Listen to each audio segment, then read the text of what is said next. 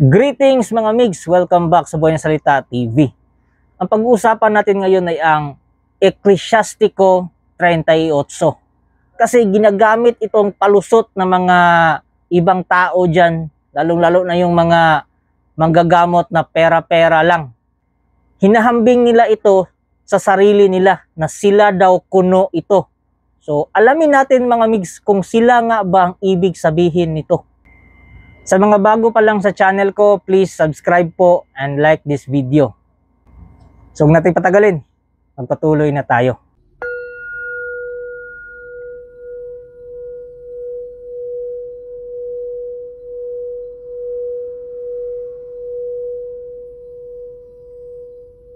So mga migs, alamin natin yung mga kahulugan ng bawat salita. Kasi ginagamit nila ang mga salita na yan para kayo ay linlangin. So pag nalinlang kayo, naligaw kayo, nakataya ang mga kaluluwa nyo. Igalang mo ang manggagamot ng marapat sa kanyang katungkulan, sapagkat ang Panginoon din ang nagtakda ng tungkuling yan.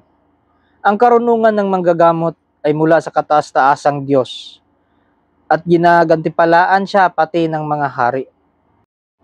Mga migs, ito naman po yung Latin version.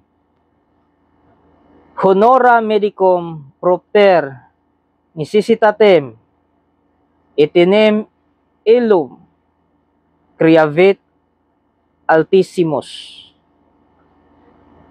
Mapapansin niyo mga migs, hindi albularyo o witch doctor ang ibig sabihin ng manggagamot.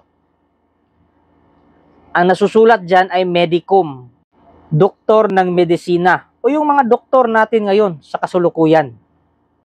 Hindi patungkol sa isang kumbatero, albularyo, mangtatawas, o ano pang mga divination. Kahit nga po sa English version, ito yung nakasulat, honor the physician for the need thou hast of him, for the Most High hath created him.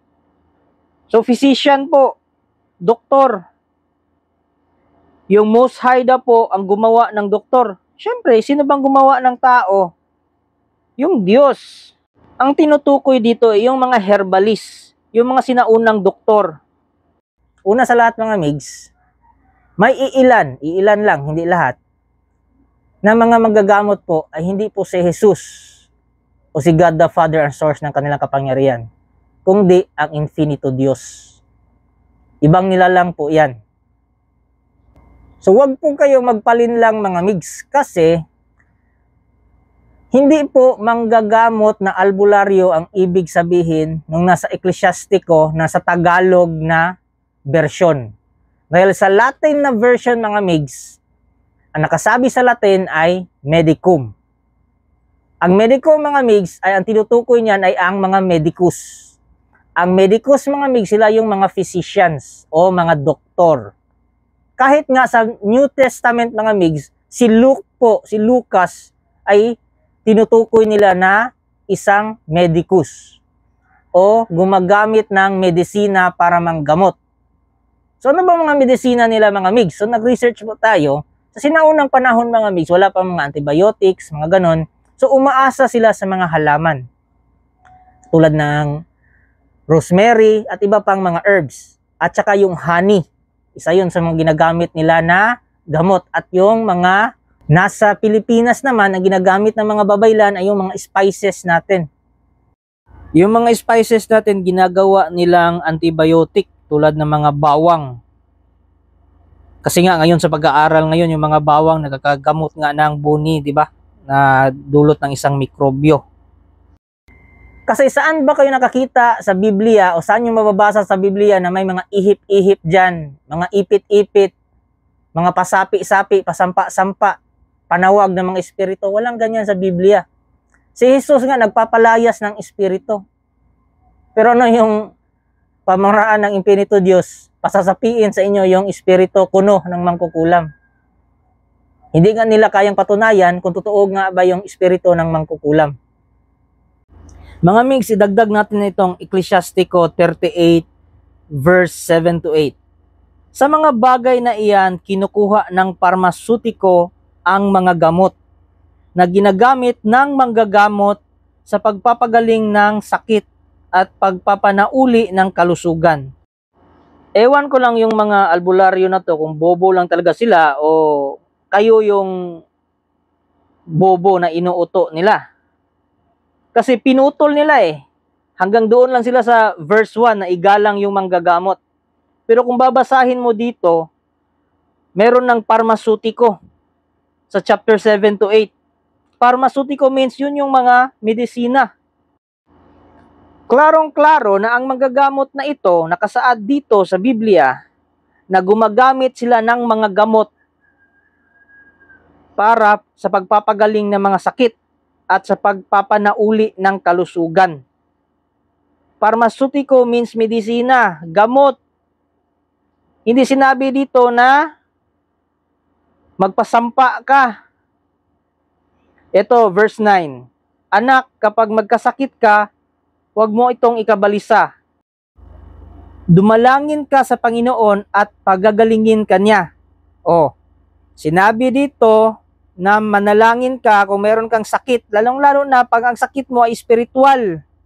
Hindi sinabi na pumunta ka sa albularyo at magpasampa ka, magpaipit ka, magpa-aray, pag ganon. Sinabi dito magdasal ka. Ay, ano ba yung dasal? Deliverance prayer. Ginawan ko na nga kayo ng deliverance prayer na galing pa mismo sa Biblia. Gamitin nyo yun. Problema sa mga Pilipino, tanga. Mga uto-uto, pakitaan lang kayo ng palabas dyan ng mga pasampa kuno ng espiritu. Akala nyo na nakakagamot yan. Mga herbs po, mga migs, ang gamit nila. So, iba po yung mga manggagamot na ihip-ihip, iba po yung mga lehitimo talaga na organikong albularyo. Yung mga organikong albularyo, mga migs, yun yung gumagamit ng mga herbs. Kasi kahit nga sa scientifico ngayon na aspeto, napapatunayan natin na yung ibang mga herbs o ibang mga halaman ay may angking galing na nagpapagaan ng ating katawan o nanggagamot sa ating katawan. Kaya nung sinabi doon sa Ecclesiastico na igalang yung manggagamot, hindi yun ibig sabihin na yung mga kumbatero o yung mga ihip-ihip. Ibig sabihin nun, igalang mo yung doktor. Kasi yung knowledge na gamit ng doktor, galing yun sa Diyos. Biniyayaan sila ng saktong, intelihenteng pag-iisip para matutunan ang medisina. Nakikita nyo naman doon, di ba, sa isang verse doon sa Ecclesiastico, na may word na o parmasutiko. O ibig sabihin ng parmasutiko is mga medisina yon o mga gamot. Hindi yon ihip-ihip, mga orasyon. Totoo naman na may mga orasyon talaga na nakakapagpagaling ng mga spiritual na sakit. Pero spiritual yun, mga migs. Pag physical yung sakit, mga migs, mga medicus, physician, doktor po. Huwag kayong magpalinlang sa mga loko-loko na yan. Kahit na physical yung sakit nyo, sasabihin sa inyo, nakulam kayo. Kalokohan. Pag may findings ang doktor, mga migs, malamang 100% physical yung sakit nyo. Ang problema sa Pinoy, hindi tinatanggap yung katotohanan, mga denial, kahit na sa politika, mga denial pa rin, kahit kitang-kita na yung mga idols nilang mga corrupt. So, dyan sa mga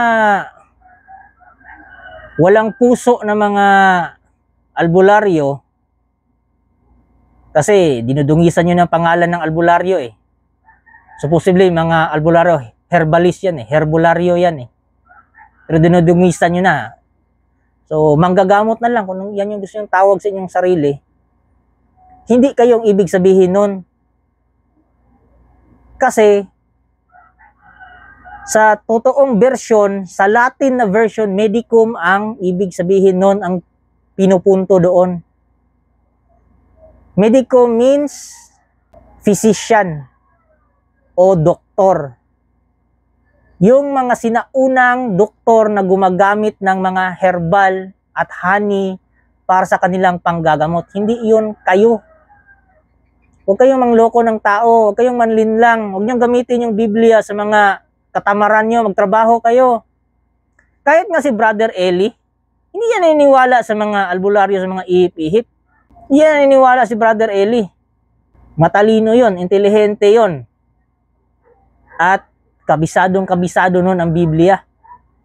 Ang albularyo, yung Ayan may mga Migs, pakinggan natin tong sabi ni Brother Eli. Anito, may mga pamapamahiin, hindi ako naniniwala ron. Ang pinanggalingan Ayan mga Migs, siya na mismo nakapagpatunay. Ang ibig sabihin ng herbularyo sa original na Kastila, yung pumapractice ng panggagamot na gumagamit ng herbs. Kasi kaya sa taong to, galing doon yung salitang herbularyo. Naniwala ako dito na legit galing to sa salitang herb or sa Kastila, yerba buena.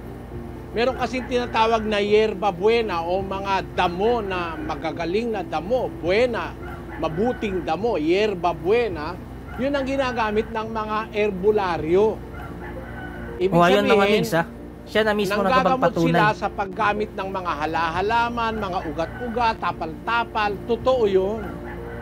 Yung lola ko nga, albularyo pagka masakit ang tiyan ko kukuha ng ikmo. Lola ko, kukuha ng ikmo. Lalagyan ng langis ng nyog, tapos idadarang sa baga. Tatapal sa tiyan ko, nare-relieve. So may experience pala si Brother Eli sa isang totoong manggagamot o herbalist o albularyo. May bulong, may mga ani-anito, may mga pamapamahiin, hindi ako naniniwala ron.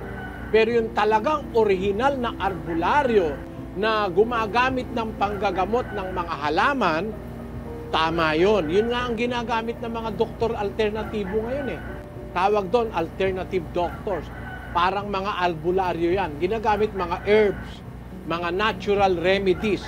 Naniniwala ko. Ayan mga Migs, siya na mismo nakapagpatunay. Kaya mga Migs, ingat po kayo. Huwag kayong magpalinlang. Kasi kahit physical yung sakit nyo, pasasampaan kayo, pasasapian kayo ng espiritu, delikado ang kaluluwa nyo dyan. Magiging opening nyo yan para sa gambala ng ibang mga entity. So dapat po yung puntahan yung manggagamot na spiritual ay yung magaling talagang mag-diagnose.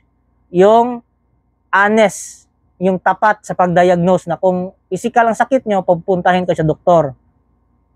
Kung spiritual yung sakit nyo, susubukan niyang gamutin. Hindi yung manggagamot na halos lahat ng pumunta sa kanya, kulam lahat, engkanto lahat. Walang ganun, kalokohan yan.